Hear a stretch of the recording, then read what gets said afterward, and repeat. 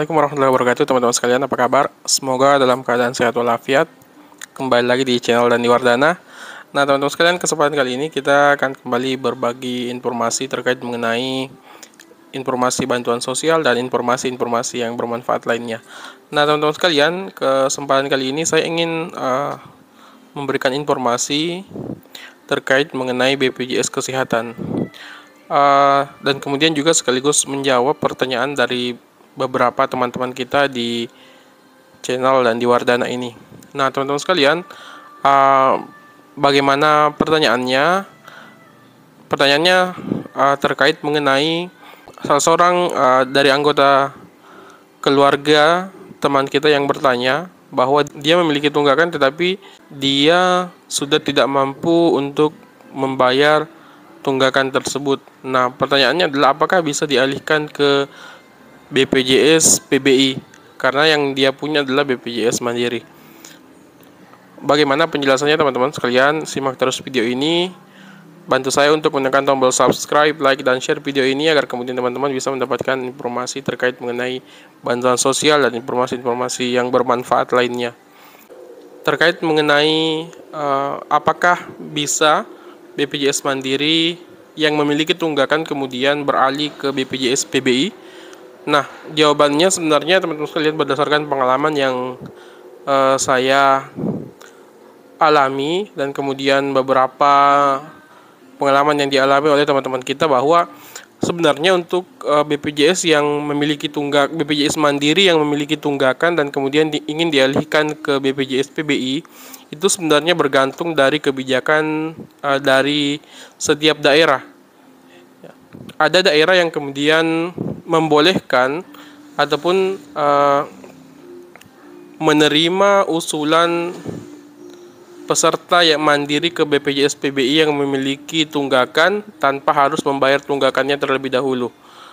Dan kemudian ada juga daerah yang kemudian menyatakan bahwa harus melunasi tunggakan terlebih dahulu baru kemudian dialihkan ke BPJS PBI. Nah, bergantung dari daerah teman-teman masing-masing. Apakah kemudian daerah teman-teman ini memang kebijakannya seperti kebijakan pertama bahwa tidak perlu melunasi tunggakan dan usulan PBI-nya bisa langsung diterima, dan untuk tunggakannya akan tetap ada di tagihan teman-teman, tetapi kemudian masih bisa dialihkan ke BPJS PBI. Nah, kemudian teman-teman sekalian, tunggakan yang ada itu tidak akan berubah. Jadi ketika misalkan tunggakannya itu adalah sekitar 1 juta, maka kemudian sampai BPJS PBI-nya aktif tetap tunggakannya adalah 1 juta, dan kemudian nanti setelah misalkan berhenti dari BPJS PBI dan kemudian ingin mengaktifkan kembali BPJS Mandirinya, maka kemudian ya di situ bisa langsung dibayar tunggakan yang dulu pernah teman-teman miliki, dan kemudian bisa juga teman-teman melakukan pembayaran tunggakan ini menggunakan metode rehab, rencana pembayaran bertahap. Jadi rehab, rencana pembayaran bertahap di mobile JKN teman-teman masing-masing.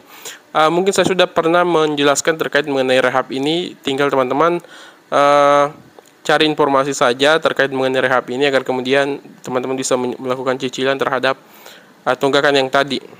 Nah, yang kedua tadi, situasi kedua ketika misalkan daerah itu sebenarnya kebijakannya bahwa harus melunasi dulu tunggakan baru teman-teman bisa diusulkan ke BPJS PBI. Jadi harus diselesaikan tunggakan dulu, dibayar tunggakan dulu, baru nanti setelah itu teman-teman bisa kembali datang ke desa kelurahan untuk melakukan pengusulan BPJS PBI. Nah, seperti itu teman-teman sekalian kondisi ataupun penjelasan terkait mengenai apakah BPJS Mandiri yang memiliki tunggakan bisa dialihkan ke BPJS PBI.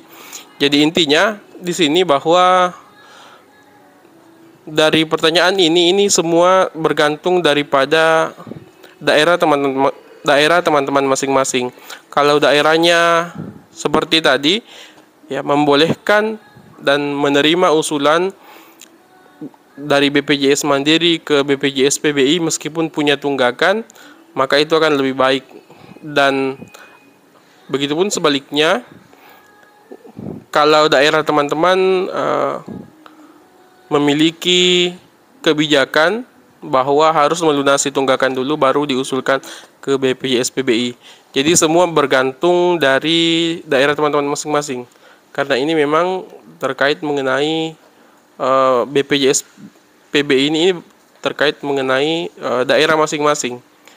Ya, daerah masing-masing bukan dari BPJS itu tersendiri. Karena berbeda antara BPJS Mandiri dengan BPJS PBI. Kalau BPJS Mandiri mungkin kita bisa langsung ke kantor BPJS langsung, atau kita bisa mendaftar secara online melalui mobile JKN.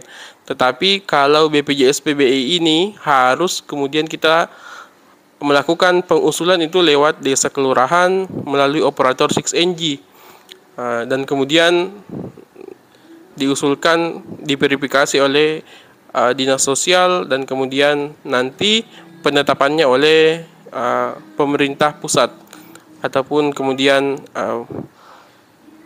negara Republik Indonesia ini. Jadi saya pikir itu teman-teman sekalian, semoga bermanfaat. Semoga informasi ini bisa memberikan gambaran kepada teman-teman terkait mengenai BPJS PBI ini, dan semoga teman-teman bisa memahami dan kemudian melakukan pengusulan sesuai dengan situasi dan kondisi dari desa teman-teman masing-masing atau daerah teman-teman masing-masing. Terima kasih. Wassalamualaikum warahmatullahi wabarakatuh.